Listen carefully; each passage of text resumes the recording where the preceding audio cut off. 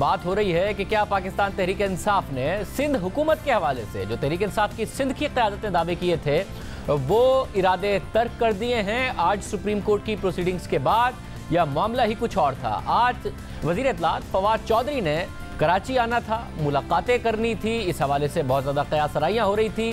Supreme court की आज की प्रोसीडिंग हुई और फवाद चौधरी नहीं आए। हमें फवाद चौधरी इस वक्त ज्वाइन कर रहे हैं कराची से नहीं, इस्लामाबाद से। फवाद चौधरी साहब, बहुत शुक्रिया मैं शो में ज्वाइन करने के लिए। चौधरी साहब, जाहिर है आपकी सिंध की क़यादत ने, फिरदौस शमीम नकवी साहब ने गवर्नर राज की का इशारा दिया, फिर खुर्रम शेर जमान ने कहा कि नंबर हमारे पूरे हैं, इतने लोग हम पीपल्स पार्टी से रब्ता कर रहे हैं, और जब आपके आने की बात आई तो वैसे ही आपने खुद ने भी प्रेस कॉन्फ्रेंस में कहा कि गर्मा गर्मी बढ़ जाती है, फिर आप नहीं आए। ये सुप्रीम कोर्ट की आज जो प्रोसीडिंग्स हुई उसके बाद नहीं आए, उसकी वजह से नहीं आए? नहीं, मेरा ख्याल है कि आपका नज़रिया जो है वो एक लिहाज से दुरुस्त है और उसमें बिल्कुल सही बात है कि तासुर ये लग रहा था कि जैसे जो सुप्रीम कोर्ट है उसमें यह तासुर लगा कि गोया वफाकी हुकूमत इस JIT की जो रिपोर्ट है उसको इस्तेमाल करेगी सिंध में हुकूमत की तब्दीली के लिए। ये कतई तौर पे हमारा इरादा नहीं था और ना है। हम चाहते हैं कि ये जो मुकदमात हैं ये अपने मेरिट के ऊपर चलें, मेरिट के ऊपर उसका फ़ैसला हो, और इसको हम एक सियासी उसमें नहीं देखना चाहते।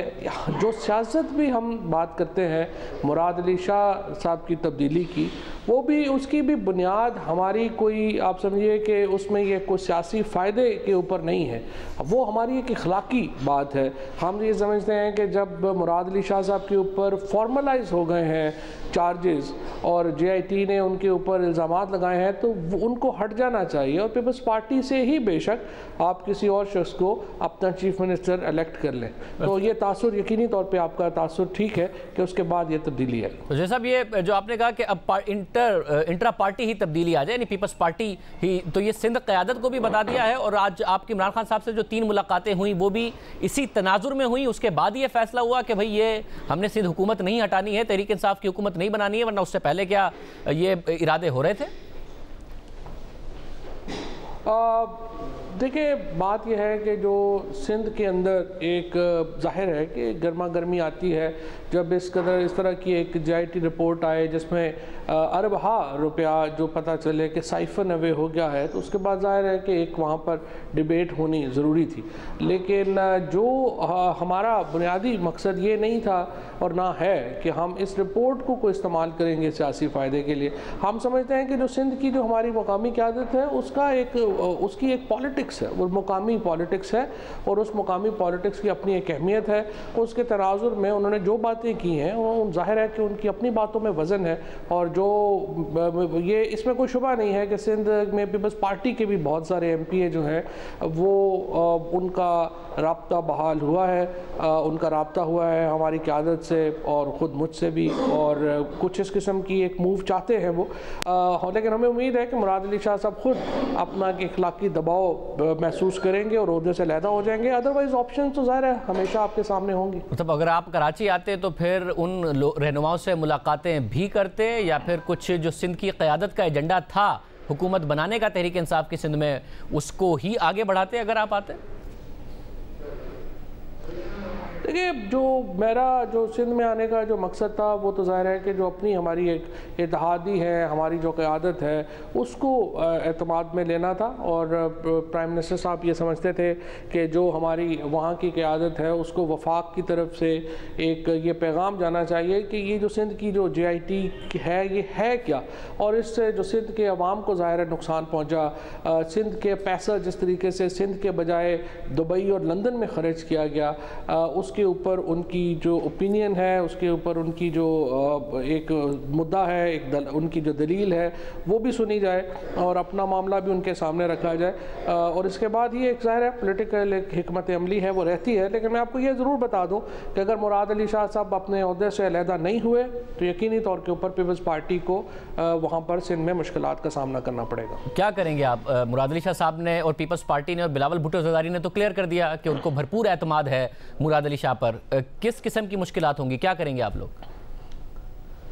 बिलावल भुट्टो ज़रदारी जहाँ तक मेरा ख्याल है वो MPA नहीं है। जो MPAs हैं पाकिस्तान पीपल्स पार्टी के और सिंध असम्बली के, ये फ़ैसला उन्होंने करना है और सिंध के अवाम ने उनको मुंतखब किया है। उनकी पहली वफ़ादारी जो है वो अपने अवाम के साथ होनी चाहिए, अपने मुल्क के साथ होनी चाहिए, उसके बाद ही उनकी वफ़ादारी अपनी पार्टी के साथ है। तो ज़ाहिर है कि जो भी लोग जो इस लूट मार में का हिस्सादार नहीं है वो क्यों बिलावल भुट्टो साहब के साथ या मुराद अली शाह के साथ या जरदारी साहब के साथ खड़े होंगे। यकीनी तौर पे उनमें एक ऑल्टरनेटिव, एक मुतबादल सोच जो है वो पाई जाती है और हमें उम्मीद है कि ये सोच जो मुतबादल सोच है ये तेज़ी से आगे बढ़ रही है और सिंध के अवाम भी इस चीज़ को गौर से देख रहे हैं। मगर मसला ये है कि बिलावल भुट्टो जरदारी ने एक और बात की है और वो है वफाक में आपकी हुकूमत गिराने की।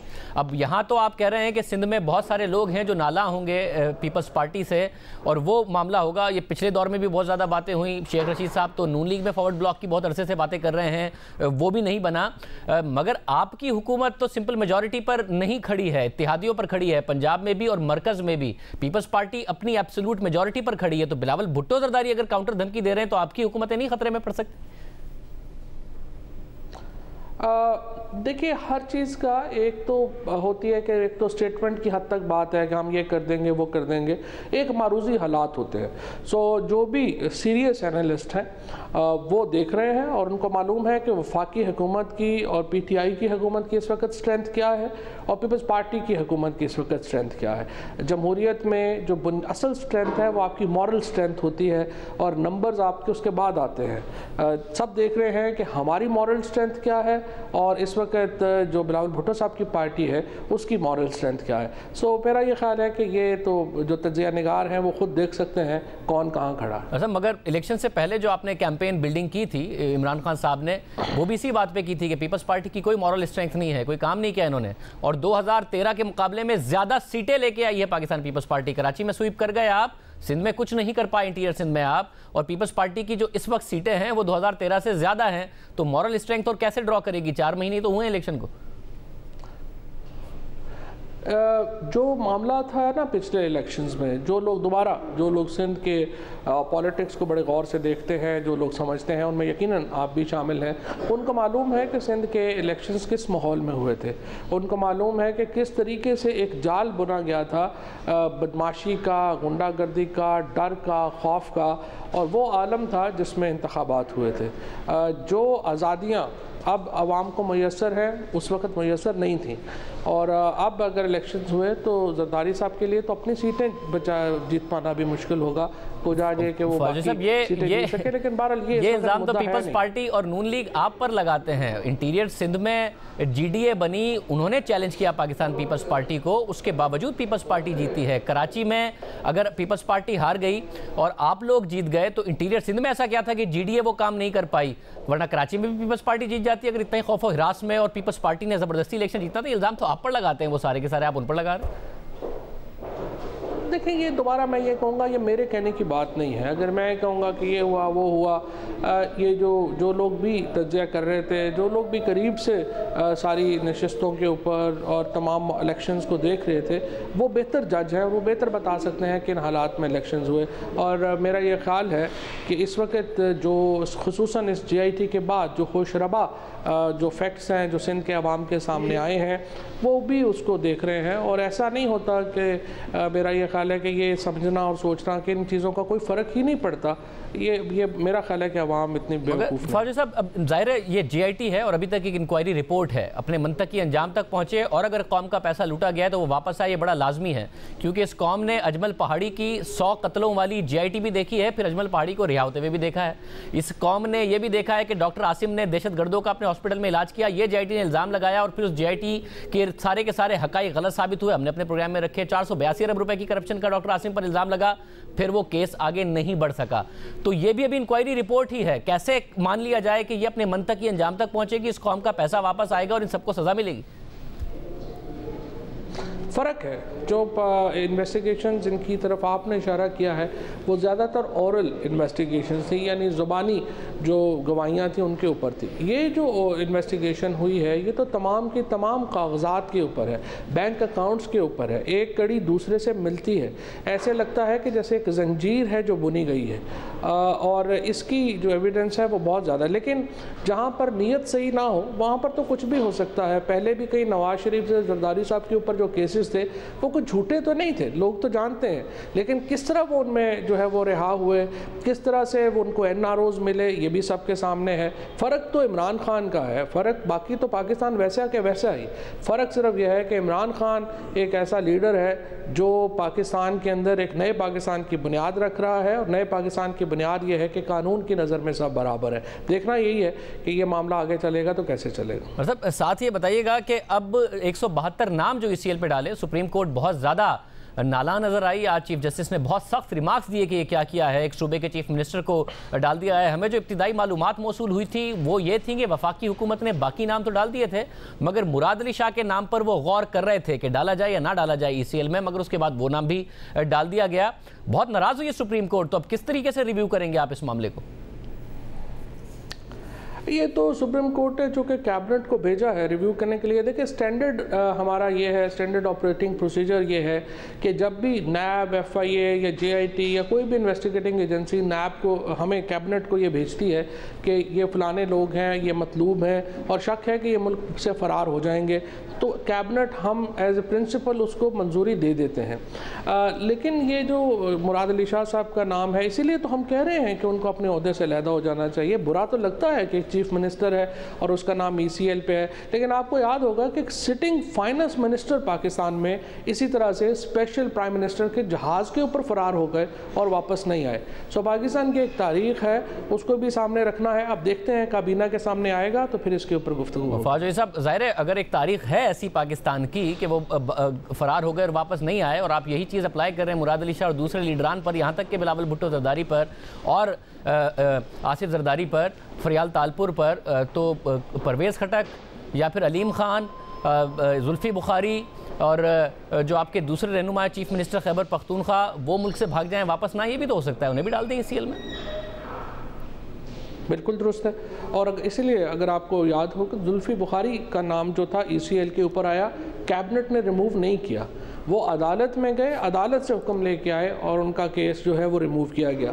जहाँ तक परवेज़ खटक साहब का ताल्लुक, मगर वो आपके आने से पहले ECL में चला गया था, आपके आने के बाद आपके किसी रहनुमा का नाम ECL में नहीं गया। वो हुआ ये कि फिर एक स्पेशल प्रोविजन मिल गई थी, एक स्पेशल कॉल पे वो उभरा करके आ गए थे, मगर बाकियों का बता दें। एग्जैक्टली, मैंने आपसे रिक्वेस्ट की, मैंने आपको अर्ज ये किया कि अगर ECL पे चला गया तो हमने नहीं निकाला, उस वक्त तक नहीं निकाला जब तक अदालत से नहीं आ गया वो मामला।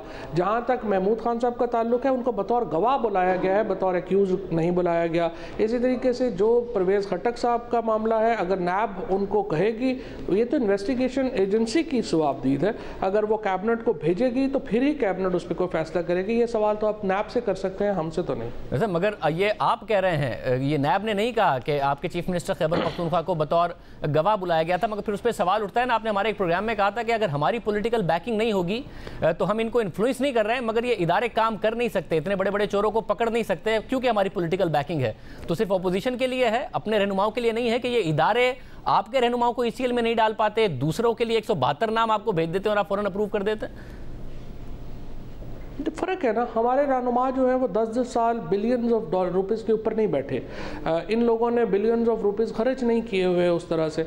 सो जो इनके ऊपर इल्ज़ामात है ज़्यादातर काउंटर ब्लास्ट है, और हमारी जो बैकिंग है वो अकाउंटेबिलिटी के लिए, चाहे वो हुकूमत के लोग हों चाहे अपोजिशन के लोग हों। सब फिर इदारों को खुद फिर तहरीक इंसाफ के रहनुमा अगर ECL में डालने के लिए नज़र नहीं आ रहे और आप कह रहे हैं कि हमारी तरफ से कोई प्रेशर नहीं है, तो फिर इदारों पर ज़ाहिर सवाल उठता है अगर आप ये बात कह रहे हैं। मगर इस्तीफ़े की जो बात है उसमें भी तो मसला है। मुराद अली शाह का अभी मामला, एक इंक्वायरी रिपोर्ट है JIT जिस पर अदालत ने अपना फैसला नहीं दिया, उसे ट्रायल कोर्ट में नहीं भेजा, आप उनका इस्तीफ़ा मांग रहे हैं। फिर अलीम खान, परवेज़ खटक, आपके खैबर पख्तूनख्वा के वज़ीर आला क्यों ना मुस्ताफ़ी हों, आतिफ खान साहब क्यों ना मुस्ताफ़ी हों? नहीं, इसलिए कि उनके खिलाफ कोई भी फॉर्मल जो बात है वो नहीं सामने आई, ना ही उनको फॉर्मली कोई इस तरह की चार्जशीट का सामना करना पड़ा है। जब बाबर अवान साहब के ऊपर ये रेफरेंस फाइल हुआ तो आपको याद है उन्होंने रिज़ाइन किया। इसके साथ आज़म सवाती साहब के ऊपर जब JIT की फाइंडिंग आई जो इसके मुकाबले में तो कुछ भी नहीं थी, उनको रिज़ाइन करना पड़ा। सो हमने तो खुद ये प्रेसिडेंट सेट किए हैं और इसी प्रेसिडेंट के लिए ही तो हम कह रहे हैं कि वो रिज़ाइन करें। जब तक बाबर अवान के खिलाफ इंक्वायरी चलती रही, आप लोगों ने उन्हें अपनी पार्टी में भी लिया, पुराना केस था और माशाल्लाह वो आगे भी बढ़े और पोर्टफोलियो में भी आए। ये तो रेफरेंस बना तो आपने उनको बरतरफ किया। JIT की रिपोर्ट आजम सवाती के खिलाफ आपके दौर में आई, उन्होंने अपना इन्फ्लुएंस इस्तेमाल किया। चीफ जस्टिस ने कहा कि तहरीक इंसाफ कोई कार्रवाई क्यों नहीं करती, उसके बाद उनके खिलाफ कार्रवाई, उन्होंने इस्तीफा दिया, मगर बाद में क्या कार्रवाई की तहरीक इंसाफ ने उनके खिलाफ एक पूरे खानदान के साथ ज्यादती करने पर, नहीं सामने आया। यही प्रेसिडेंट, अगर आप कह रहे हैं कि जो कुछ इन दोनों के साथ हुआ वही ये करें मुराद अली शाह, तो वही काम अलीम खान क्यों ना करें? नहीं, पहली बात तो ये कि आपकी बात दुरुस्त रही है। जो JIT में फॉर्मलाइज हुए जब चार्जेस, तो उन्होंने रिज़ाइन किया। हालांकि वो जो उनके खिलाफ इल्ज़ामात हैं वो तो हैं ही कुछ नहीं कि किसी की भैंस आ गई और भैंस के ऊपर झगड़ा हो गया और आपस में दोनों की सुलह भी हो चुकी है, कोई उसमें वो अब नहीं था, लेकिन इसके बावजूद उन्होंने रिज़ाइन किया। प्राइम मिनिस्टर को मिसगाइड किया, जिस पर उन्होंने IG इस्लामाबाद बदल दिया, जो है वो कर दिया। वो उन्होंने प्राइम मिनिस्टर को मिसगाइड किया, जिस पर IG इस्लामाबाद नहीं बदला गया। मतलब आप ही के अगले दिन की प्रेस कॉन्फ्रेंस है कि IG फोन नहीं उठा रहा वजीर का, तो ये बात तो ठीक नहीं है। आप ही के अगले दिन की प्रेस कॉन्फ्रेंस है। नहीं, ये तो बात मैं अब भी कहता हूँ। ये मुमकिन नहीं है कि IG कहे कि मैं चीफ फेडरल मिनिस्टर का फोन नहीं सुनता, ये तो मैं अब भी कह रहा हूँ। मगर फवाद साहब, JIT की रिपोर्ट तो पढ़ लीजिए, उसमें लिखा है कि IG ने आजम सवाती का फोन सुना, उन्होंने आप लोगों को और वजीर आजम को मिसगाइड किया। बड़ा जुर्म है ये, IG हटवा दिया मिसगाइड करके। नहीं, लेकिन मैं आपसे कह रहा हूँ कि IG इस्लामाबाद का तो कोई ताल्लुक ही नहीं था उनकी ट्रांसफ़र से, और वो बात हम कई दफ़ा वाज़ेह कर चुके हैं। वो फिर बात और निकल जाएगी, आज़म सवाती साहब के ऊपर निकल जाएगी, उसके ऊपर आप पूरा सेगमेंट करिएगा। बहरहाल फ़िलहाल आप मेरे वर्ड्स लें कि जो इस्लामाबाद के IG की ट्रांसफ़र थी उसका कोई ताल्लुक नहीं था आज़म सवाती साहब की उस मामले से, लेकिन दो वज़रा ने रिज़ाइन किया जब उनके ख़िलाफ़ फॉर्मलाइज हुए चार्ज। यहाँ पे जो JIT ने फॉर्मलाइज किए हैं चार्ज मुराद अली शाह साहब के ऊपर, लिहाजा उन्हें रिज़ाइन करना चाहिए। कैसे मुमकिन है कि वो एक तरफ जो है उनके जेल जाने के चांसेस हों? अगर सुप्रीम कोर्ट उनकी गिरफ्तारी का भी तो हुक्म कर सकती है ना, तो क्या चीफ मिनिस्टर जेल में होंगे? जाहिर है उनको खुद भी कुछ जमहूरी रवायात हैं, कुछ बातें हैं जिनके ऊपर उन्हें भी अमल दरामद करना चाहिए, और उनको खुद भी तो अपनी कुछ इज्जत का ख्याल होना चाहिए और अपने सूबे की इज्जत का कुछ ख्याल होना चाहिए। फवाद चौधरी साहब, सुप्रीम कोर्ट एक तो खुद कह रही है कि अभी हम रिपोर्ट का जायजा लेंगे, दूसरा उस JIT ने मुराद अली शाह पर इतने सारे इल्जाम लगा दिए, मुराद अली शाह को बुलाया तक नहीं, जरदारी साहब को बुलाया, बिलावल को बुलाया, मुराद अली शाह साहब को बुलाया तक नहीं, उनसे बात तक नहीं की, उनसे सवाल जवाब भी नहीं किए। एक चीज जिसको सुप्रीम कोर्ट कह रही है हम जायजा लेंगे, एक JIT जिसने मुराद अली शाह को बुलाया भी नहीं और उनके ऊपर इतनी सारी बातें कर दी हैं, उस पर आप चीफ मिनिस्टर से रेजिग्नेशन मांग रहे हैं। नून लीग ने ये प्रेसिडेंट सेट किए थे, बाद में भुगते हैं, आप भी सेट कर रहे हैं, बाद में भुगतेंगे? नहीं, हम तो पहले सेट कर चुके हैं।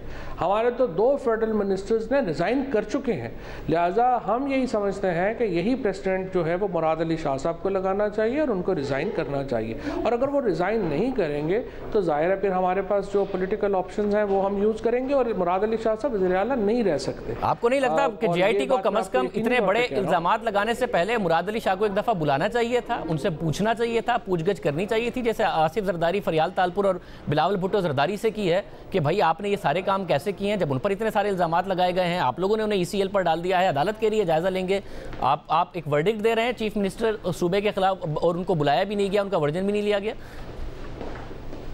वर्जन आप दे दें, सुप्रीम कोर्ट ने मांगा है, मुराद अली शाह साहब के पास दोबारा ऑप्शन है, वो आएँ और अपना वर्डिक्ट जो है वहाँ पर पेश कर दें, कोई प्रॉब्लम नहीं है। लेकिन जहाँ तक एविडेंस का ताल्लुक है, कोई उनके वर्डिक्ट का तो कोई ज़ुबानी बात तो है नहीं है, ये तो हर चीज़ जो है वो कागज़ों के ऊपर है और यहाँ तो दस्तावेज़ात बोल रही हैं, कोई औरल एविडेंस तो है नहीं है। जिस तरह से मैंने पहले कहा, यहाँ तो कड़ियों से जुड़ रही हैं, जंजीर की तरह की शहादतें हैं जो यहाँ पर उनके इर्द गिर्द जो है वो लपेटी जा रही हैं। सो अगर वो उनके पास कोई अपने डिफेंस में कोई कागजात हैं तो वो यकीनन पेश कर सकते हैं, आपकी उनने कौन रोक रहा है। बहुत शुक्रिया। फवाद चौधरी साहब हमारे साथ मौजूद थे, कह रहे हैं पॉलिटिकल सॉल्यूशन ढूंढा जाएगा अगर वो रिज़ाइन नहीं करेंगे। अभी फिलहाल इस बात को तस्लीम कर रहे हैं कि वो इस तासुर को ज़ायल करने के लिए कराची नहीं आए कि कहीं ये ना लगे कि सारी रिपोर्ट और JIT के मामले की वजह से जो सिंध हुकूमत है उसको हटाने की कोशिश हो रही है। आज सुप्रीम कोर्ट में चीफ जस्टिस के बड़े सख्त रिमार्क्स इस हवाले से सामने आए।